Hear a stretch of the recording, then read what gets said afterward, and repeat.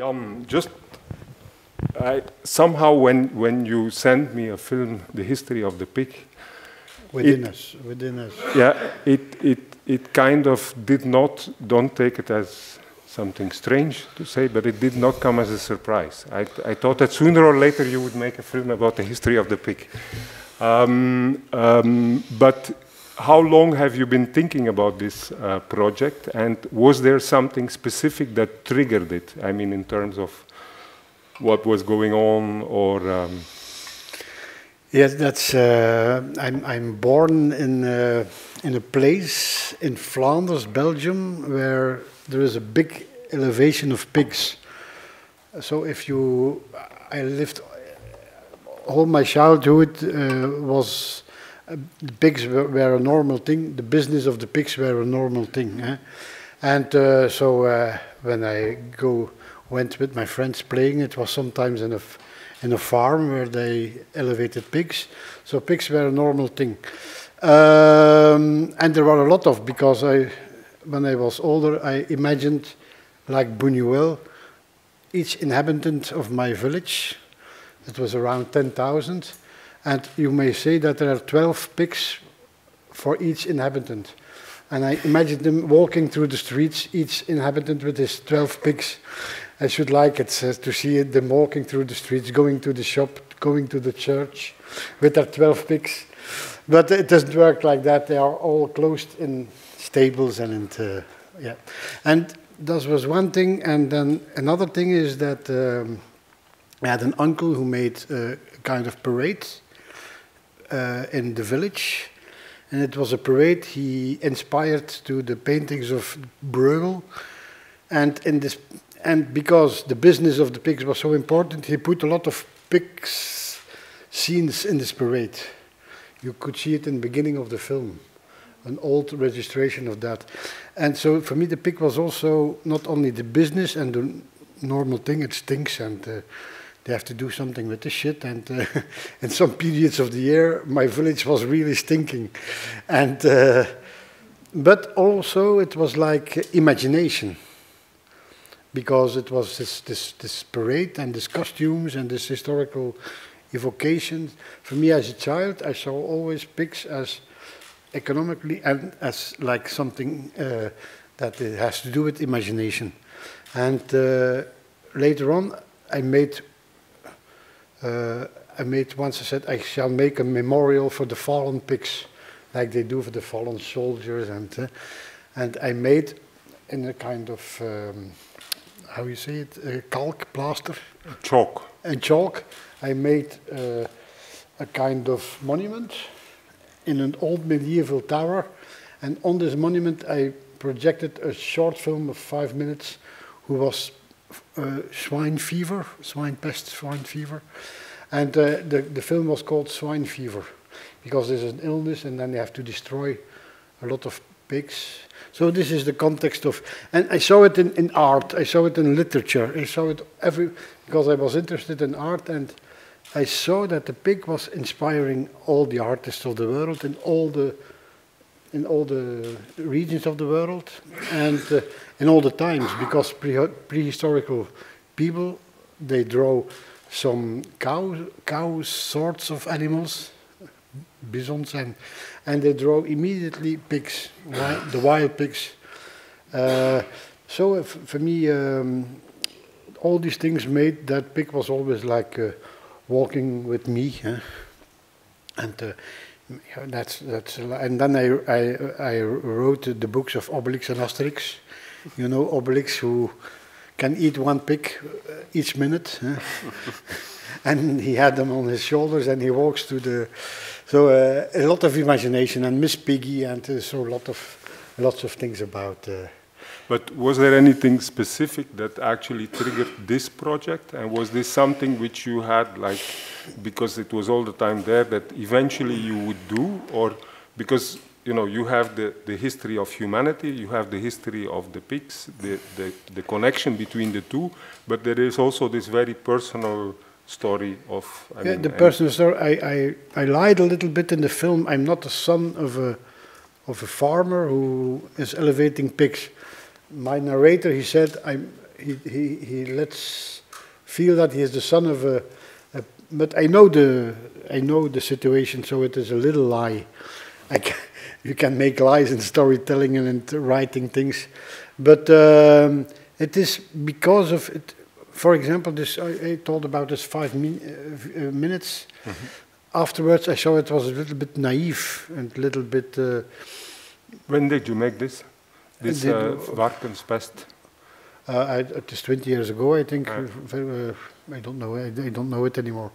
But studying about it or reading about it, it was more and more clear that the history of mankind and the history of the pigs are so close, so intimate, close, and it's fine to see that we have fantasies about cows, we have fantasies about lions, we have fantasies about bears, and they have metaphorical symbolism, and they have their places in storytelling.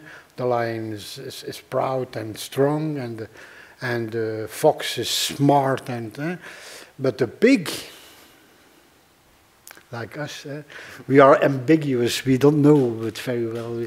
We are positive and we are negative, and this kind of thing is fascinating. I think the whole history of man, because pig was also very close to the houses and so for thousands and thousands of years, man and pig lived together, very, very close. Mm-hmm. I think it's very important, and this beast everything that happens with this beast, it is man who made it. Mm-hmm. So this beast is innocent. You can say it's dirty or it's that or it's that. It's all imagination of human beings. Mm-hmm. This animal is neutral. Neutral, yes. So this animal you cannot say something bad about this animal. If you see him in wildlife, he's a very fine animal. Mm. But then again, just sorry to keep on coming back to this question, because 90s was, and your village was very, very much present in the media, not only Belgian media but also international, because of this epidemic or this disease, and then media, invaded the village, so to speak. You talk about it also briefly in the film. Was this something that you felt you had to tell the reverse angle, or to give if you try to have this moment, I said I have to make this film. It is not like that. It's something that came slowly. But this was important because there was double, and it's right. This epidemic, and this agro industry, and this scale of producing meat is dangerous thing, and you can accuse them. But I could not stand that the media were laughing with these farmers of my village. I feel like insulted in the people of my village, because they speak their dialect, they don't have nice clothes to appear for the cameras of the television, and they are like funny, but they are specialized. They are in their work, they are very good. They are so it was like, this was one of the things, one of the motivations to. But it's not one moment. It comes like that. Yeah. Like all the films, they grow and you have them with you. And history is something always coming back in my films. In a lot of my films. No, there are many motives that also come back. Actually, I was thinking of the very first film of yours, which is the Triumph of the Serpent, which. In basically 10 minutes tells a similar story than the one of this one, which is about, it's set in a terrarium where you have a snake and a coughing god who tells the story of how we fucked up everything, basically. I inversed the Genesis. Let's say that the world is created for man, and here the world is created for the serpent. And Eva and so the man wants to create his world, a world for the serpent, but it's never good. It's never enough, and he always put more. And at the end, you have like the serpent in the middle of New York. It's all in maquettes, and it's not real. It's in maquettes, yes. And so you have it's like a dirt. trash, a trash bin at the end, and the serpent is there. And this is for me, it was the fun to go from Genesis to Apocalypse in 10 minutes. Yeah. So. But in this sense, also, you have these two dimensions of the film. One is the story up to your youth, so to speak. You know, the golden 70s, the land of, I mean, the golden future, opportunity, growth, expansion, everything is possible, everybody's happy, I mean, so to speak, in there. And then this reverse angle which you get, you know, with this complete human, I mean, world population that goes completely, everything gets out of control.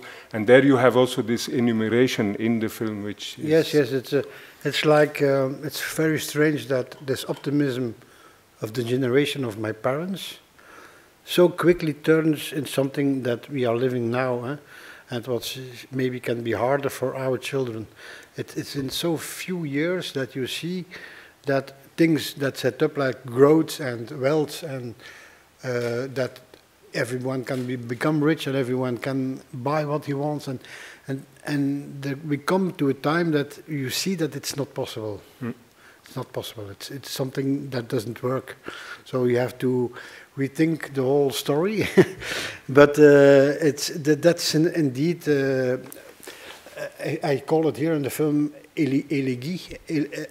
I don't know how you say it, and I think it's that you have lived life, and you are a little bit sad that this life cannot continue anymore, because we have to face a new world, because it cannot go on like that. So there is a kind of, and I don't do it in an activist way. I don't take my gun to kill the DNA researchers, or to kill the hunters, or to kill the farmers.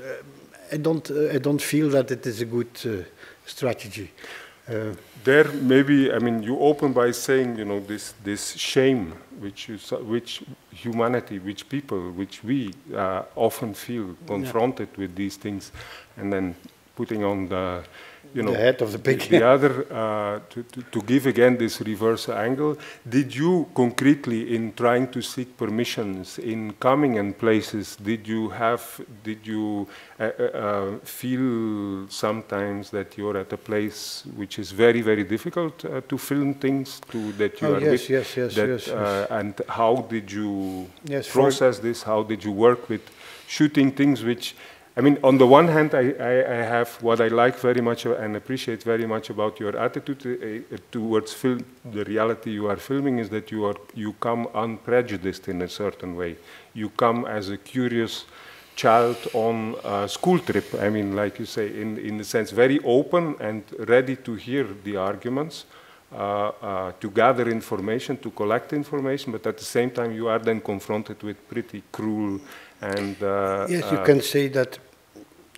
It's also a method to be a little bit naive and to say, "Oh yes, why?" and that's a way of documentary making, but also because anyway I like people, and if I'm with a natural scientist or the communication is good and I respect these people, the hunter who gives his confidence to me.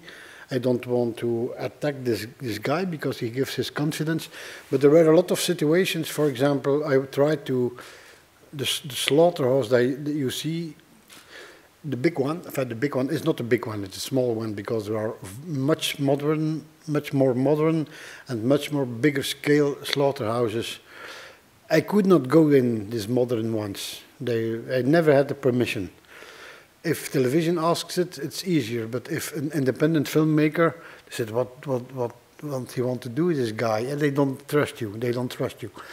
And there were always robotical things that I could not have filmed too, because there was an experiment. In fact, it's a long story, but they would put how we say the female pig, the sow, the female pig. They would put in. You have to imagine IKEA. the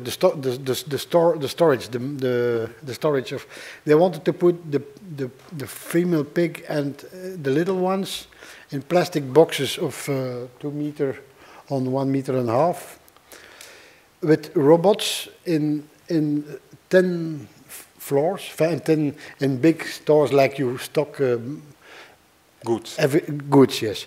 And then these animals live there, they have their food automatically, but so they wanted to create that, and they did it on an experimental level, but they didn't let me film it.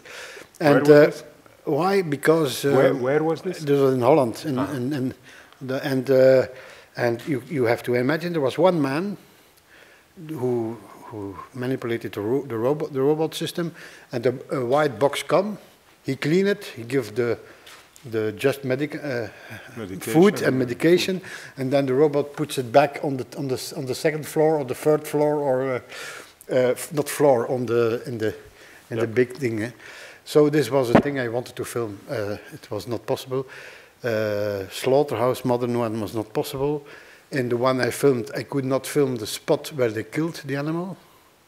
They didn't like it. I have one, and because it was a butcher who do still his own slaughtering in his own house, who do 4 pigs a week and 2 cows a week. And he let me film the things. And in Spain they let me film the slaughter. So a lot of in China I could not enter the stables. You have this village of stables. I don't know if you saw this. It's immense. It's more than 200,000 beasts in one field like that. And they said, you cannot go in, because they give a good image of them in animal treatment, and how they are clean, and they are.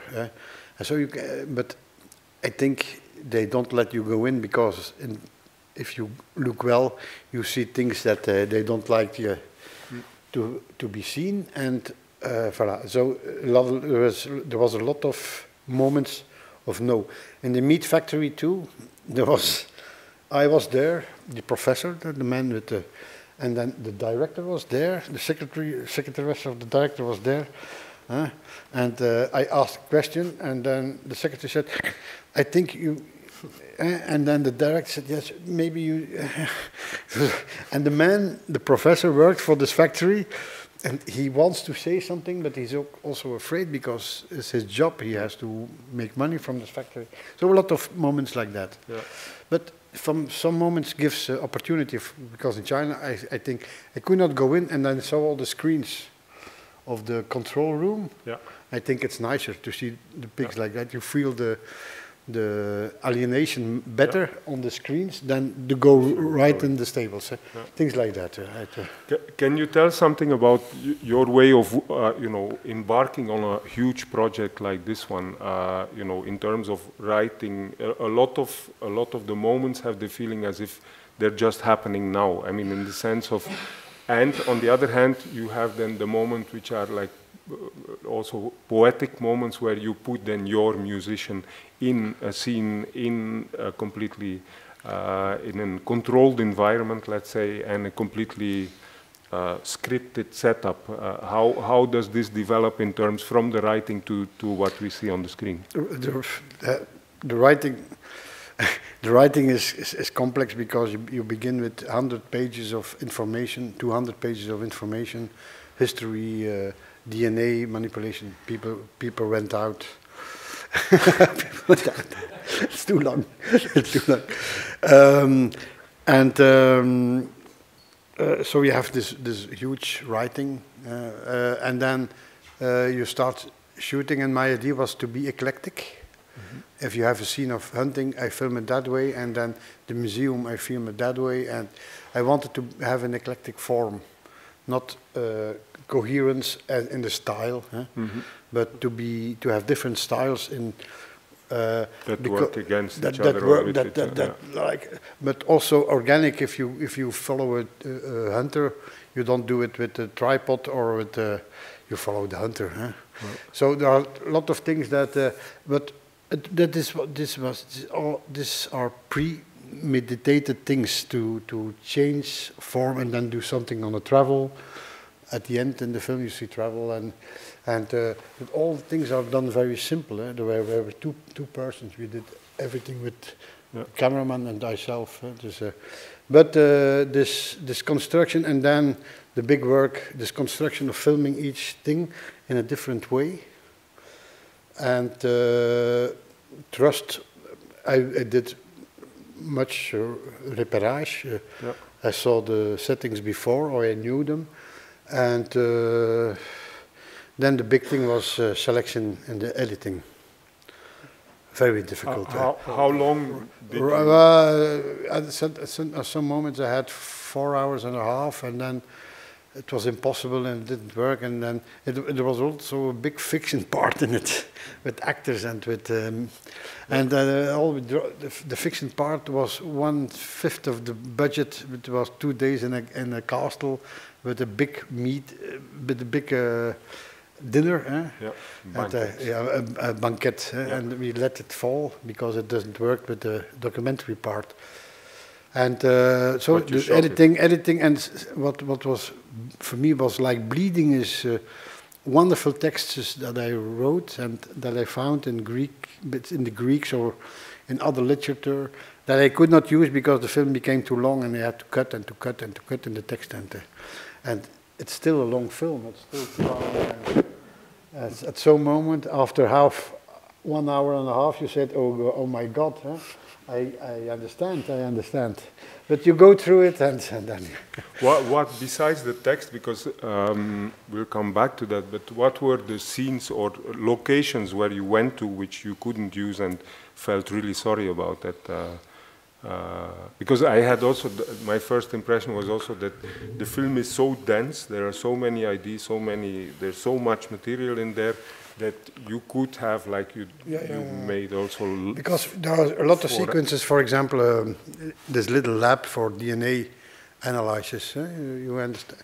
It's a little sequence, it's a very huge problem, it's complicated, you can make a film about it from an hour, about this problem of DNA control.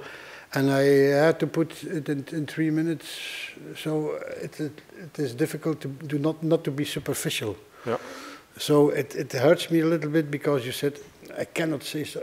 I cannot become interesting in this question. Yeah. But the interesting thing is to bring all the things together, I think, and there becomes interesting because you make links through this. I said something of hunting, not so much, but I speak about hunters. All the things are a little bit reduced, and but I think in some way now I have a peace with this idea that it's what it is what it is, and it is like something who touch there and then there and then there and then there and goes farther, and at the end you have the complete history of mankind. The public? Any questions from the public? Yes. Please, you can also be hard. You don't have to be afraid of me. You can give critics. You can say that something. There's one. You said you had this fiction. You said you had this fictional part, and then later on you mentioned that you had some beautiful Greek texts and things, and then also you talked about this short sequence in the DNA lab. Are you going to recycle any of these things? What? Are you going to recycle any of these things? Are they going to appear in other projects? Or? That's a smart question, because the fiction thing was not bad on itself. Yeah. And but it doesn't work with it, because my character. You see a lot of you see my hands, and I have always the same jacket to make it working, and in my story, you at the end you saw the head of the man you always saw, the actor. I give him the same jacket, and then the camera went up, and you saw his face at the end of the film, and the whole story was about a man working as a professor in the pig bio industry, who at the end of his career has to stop at university and gives a big party in an old castle, and of course with a lot of meat of pig, and all these guys you saw in the film interviewed. I put them together in this banquet, in this thing. The musician with 2 other musicians were there to play for the, and this kind of fictional moment, who is rather theatrical. It's not like it's a theatrical style of fiction. Let's say that with speeches, and this I hope I can find the way to make an editing about that, a short film about 20 minutes, for example. The name is Oswald. If he's finished, I let it know to to Koen. Anybody else? Is that an answer? Is that an answer to you? They're not going to throw it away.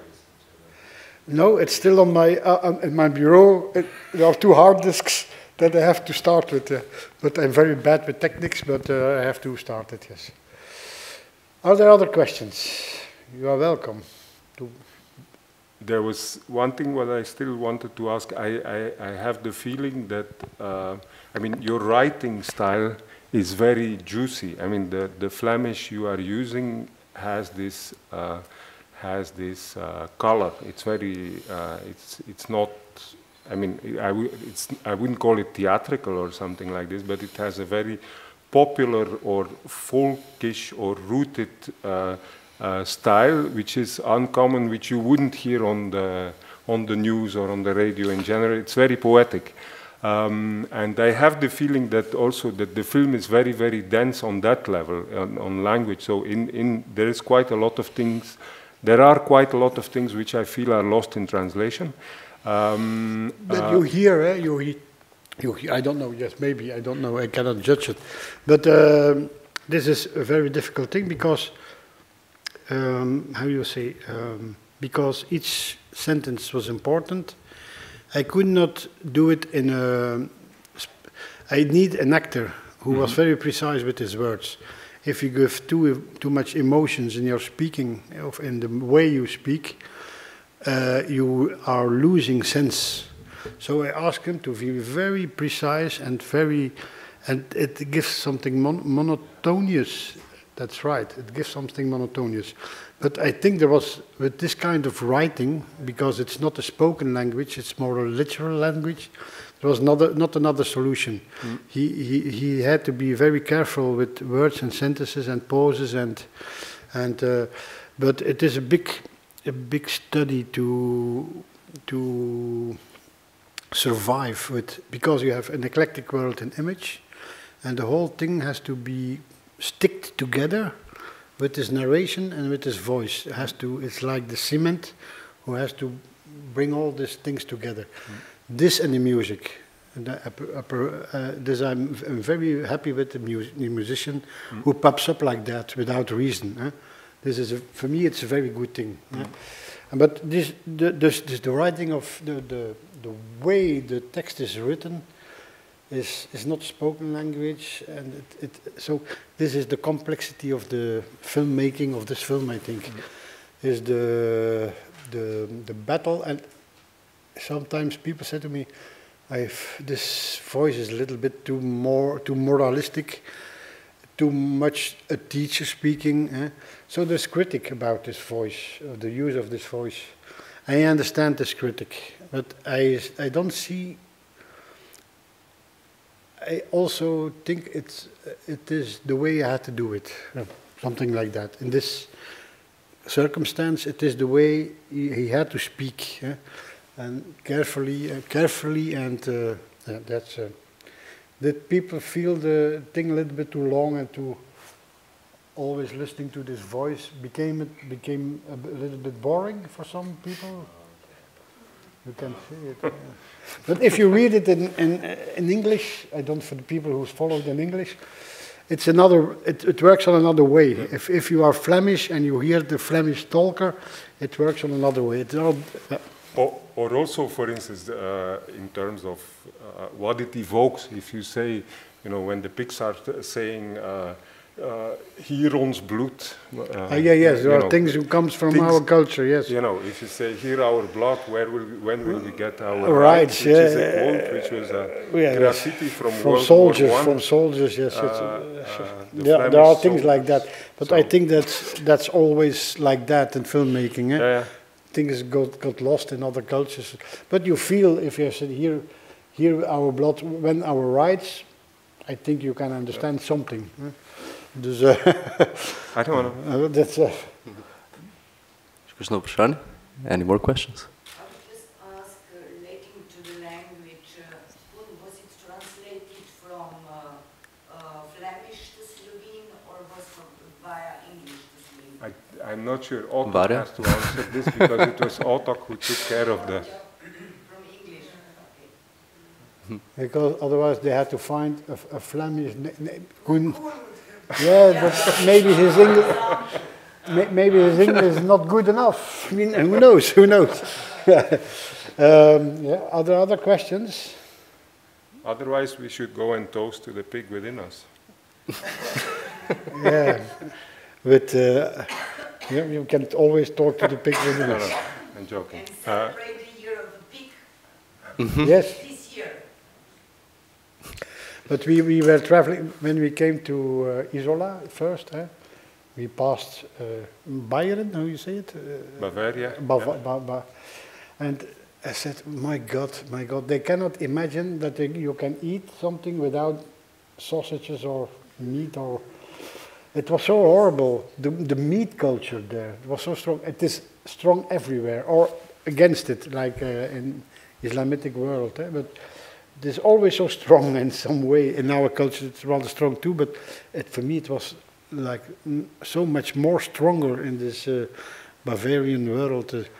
They all obsessed about having their sausage and their food. It was strong, yes. I think how can I change these people? It shall be difficult. Shagdo? I think we're at half an hour, a bit more. Should we continue? We have. Yeah. Well, you are. I have still the little game that my companion shall distribute to you. I hope I have enough, but now there is less people in the... That's for to take with you at home, and then you try it. You have to find the fifth pig. There are 4 pigs on it, and if you do a good job, you find the fifth pig. Okay. Are there some more? I mean, we can go on if We can go people on are with up for it. Like, I'll just continue. Like, yeah. to me, it was very interesting that, like, we already talked about this, that you all the time stay very ambiguous. You don't really take a position, no? No. But like, and this of course goes to your credit as a filmmaker, but like talking concretely, it seems like we're on a tipping point in terms of sustainability when we talk about ecology. Are you pessimistic, optimistic about the outcome? Don't ask these questions. I'm a little bit afraid, yes. Yeah. I don't think we can go farther. I don't think we can go farther. I think we shall have disasters. I don't speak about the end of the world, in these terms, but disasters. Yes, we go to disasters on a lot of things, natural disasters, and we go to disasters. Yes, I think that. Yes. But meanwhile, we live and we drink and we eat and we make love and we make friendship and we try to do good things with the world. But I'm afraid that we go to disasters. Yes. Is that a good answer? Yeah. I don't know about good, but it's an answer. Yeah. Yeah. No, but also this idea that everything is solvable. That you have this radical rupture with how we used to look at it in terms of there is always a scientific, technical. They said they talk about eco-pragmatism, that technology shall always solve the problems, but I think the problems are already as big now. I don't. They can in micro situations solve problems. If in animal things now a female can give birth to 10 piglets, and before it was only 6. And they give 20 liters more milk, and they can produce, and then they have problems because of this selection of the animal, and then they solve these problems, and by creating all this performance, they always create new problems. So you don't go out of the inner circle of making problems by solution with technology. So there is something different that have to happens. But the different, it is the scale that's the problem. If you have 7 million, more than 7 million people who eat 3 times a day meat, you know it is not possible. And also, like, problems always comes with technology. I remember this quote: the invention of a ship was also the invention of a shipwreck. Yes, yeah, yes. The accident is a part of technological development. I was too quick with my paper. Yes, they are passionately trying to solve the puzzle already. Yeah. I can see. Maybe you have to stop. I don't know. Maybe one more thing also. You are also sharing your views and knowledge with students at the film school. What is the feeling in terms of dealing with the new generation? You're doing atelier documentary. How do you look at, how do they, how do you assess their work? How do you look at them? Do you see today's filmmakers, do you? There are different kinds of schools. There are really art-orientated schools. There are schools who are a little bit between art and television. My school is someone trying to find a middle way between art and television practical work.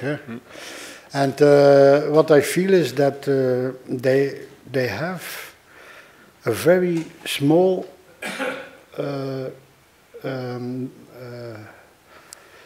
knowledge about the history of the cinema. The history of documentary, history of the cinema, their knowledge is very small.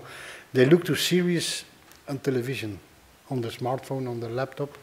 They don't know the history of cinema anymore, and that makes that their vision on how to make a documentary is somehow small too. They are always falling in some kind of aesthetic point of views that they repeat. I shall make a film where the traveling from right to left is on the base, and they have some kind of formal solutions, and then they put a voice over, and they don't want interviews. They have they are very strong. It's like a framework of thinking for me that is very reduced to few things. And this is a little bit sad. They have not such adventurous mind, I think, but maybe that's the words of an old man. But I think when we are young, there was some kind of will to be adventurous in experimental things and to make. And you find it still now in art, but you don't find it in the conventional film schools anymore. Not so much. There are always students who do exceptional work, but I sometimes think you can have so much things. You can do work on a reenactment, or you can work in a studio, or you can work. You can do participating things with people. You can do so much different ways of making documentary, and they always in a kind of very small framework of thinking. Or they go to a place and they take some characters and they tell a story with these characters in this place, and a little bit finished. Yeah, that's the feeling I have. So I think I have to give my exercises that I give. I try to wake them up, but I should be harder, and I should say you have to see this film write me about this film, give me a text about this film. You have to see this film. There should be more. What is ethics? What is how you look to people? All these ethical questions. You can go far, but I feel that I give only this two workshops, and that's my work. I cannot do more. But for example, I give a workshop, and I said that I have to make a documentary in a black box. That's my exercise. So you can make a documentary, you make them in a black box. Then said, normally they go to a shop and they film the shopkeeper, and he is in his world with his costumes and his clouds, and everything is simple, and the sound is there. But if they have to put this man in the black box, suddenly the color of his costume is important. What he has in his hand is important. Then they can make a camera movement. They have to decide about what is behind the man, a black curtain or a red one, or a blue key. And if you have this blue key, what do we do with this blue key, etc. So making this exercise to make a documentary, they have to think about sound, because in the studio there is no sound. So they have to. These are exercises I give to wake them up and to make them a little bit. They are afraid a little bit when they start with my exercise, but then it's fine, because it's not a question of it becomes a very good result, but the way they have to invent and they have to think about cinema, about filmmaking. Do you think there is a different degree of curiosity or lack of curiosity, which was, I mean, curious about film history, curious about situations, or is it more, or is this too generalizing, or? It is less political, more closed in their own bubbles, in their own worlds. I think they are a little bit like with their friends in the good feeling microcosmos of their life they create with friends. And so a lot of times they said, I want to make a film about, and it's about friends of them. The world is so close. They don't go. They go in the street to someone who is sitting there, and going to him and start to talk with him. They don't do it. They work on things they know already and where they feel good. Most of the time, I'm generalizing. I know I have to be careful, but I think there is more. There is a little bit less curiosity, and there is a bit less political position, or position in engagement in society. These things are a little bit weaker. There is some kind of global humanistic feeling. We have to help the poor. We have to help the immigrants, but it's very not specific. They don't work specifically with that. They have a good, soft, humanistic vision. I don't know if it is an answer to your question. But don't you think it's just like more students who are doing films, and the number of like really good people with a vision just stays the same? I think that's, if you have 10 students, you have one who is very good, 3 who are bad, and 5 who are okay. It's always like that. I think it's always like that, yes. But they can work in different things.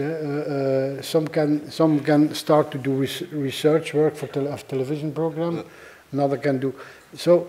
You can make your job or your living in different things, but because I was thinking when Glavogar was here, he was telling me about this. No, I don't like democratization of this technology, cinematic technology, because it just means that more people can do it. And before that, you really had to be passionate and interested and curious to actually get to the point where you could make film. I think before that, I think all the guys who made Nouvelle Vague or Neorealism were children of rich parents and were elite, were economical and cultural elite. That had the access to them. That had the access to, and it is true that of this cultural and economical elite, there is maybe more passion or maybe more knowledge or maybe more. So democratization is indeed something who can. But if you have 20 students before you, I try to love all the 20 of them and to do the best job I can. 20 is too much because I hope to have 10 students before me. But that's it. I think you have to believe in your students and work with them. That's it? I think that's it. Thank you. Thank you. Thank you, Jan.